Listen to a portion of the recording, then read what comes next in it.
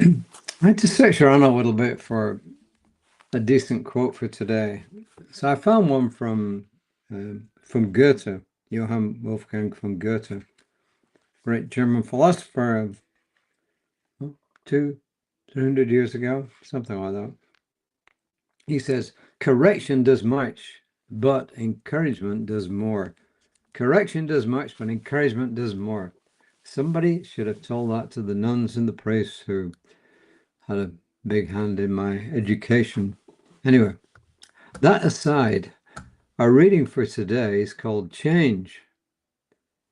And the first quote is from, well, all month the quotes are from Emerson's essays. This one's way into them, page 381. And he says, we have crept out of our close and crowded hours into night and morning, and we see what majestic beauties daily wrap us in their bosom. And remember, the subject is change. And Ernest Holmes in The Science of Mind on page 128 says, we may change the trend of causation that has been set in motion at any time we decide to do so.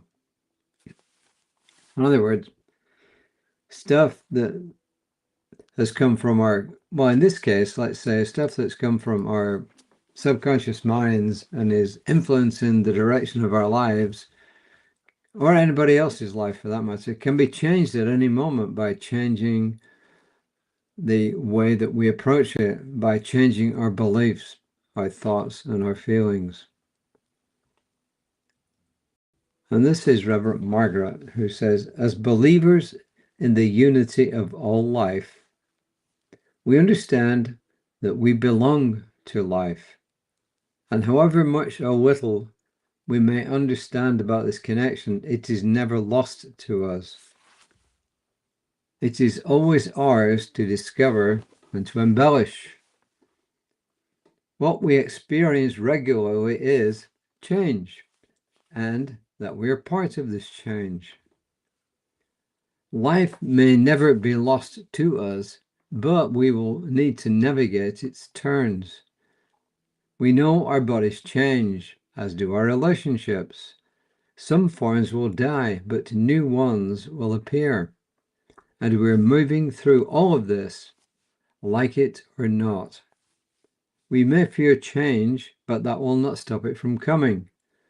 When daylight dies to the night skies, nothing will keep a new dawn from illuminating tomorrow's sunrise.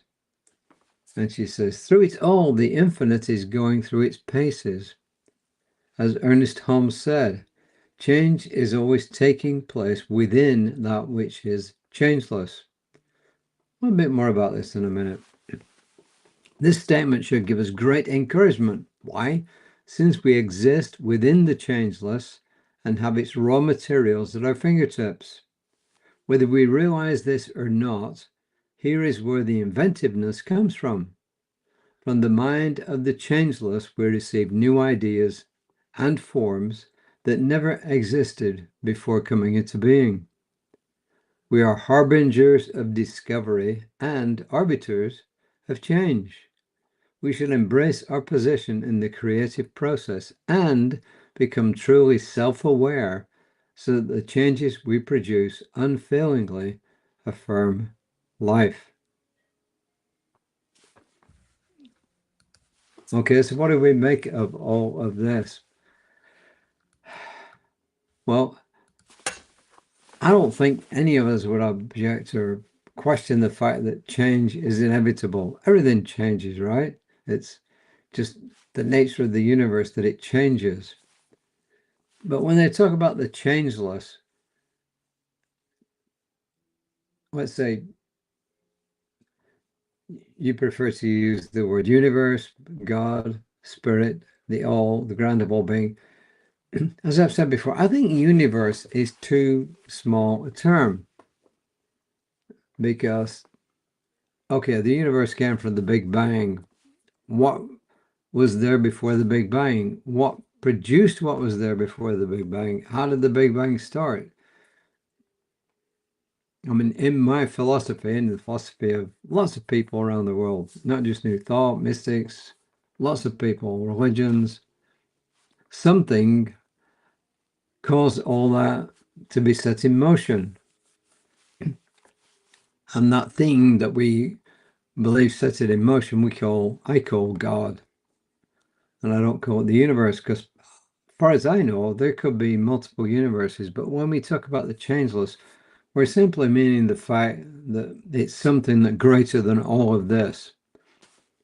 And you could argue in a sense that it does change. Why? Because everything that exists within it is changing. So in a sense, it's changing.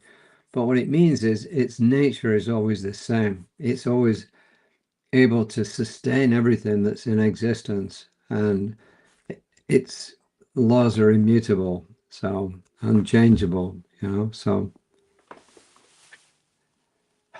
it's hard for human beings to put a grasp on all this.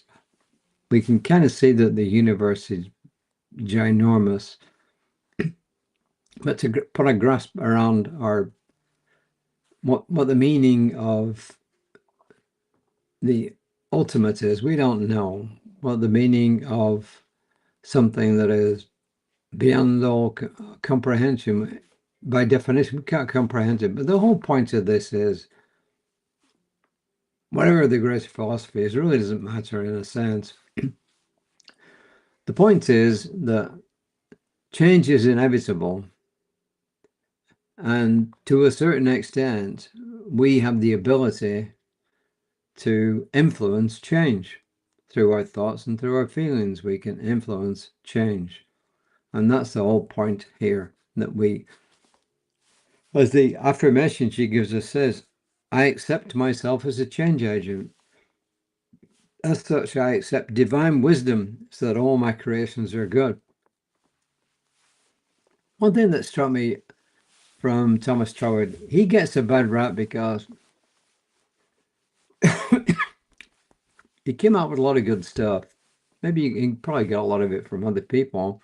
And he was a racist.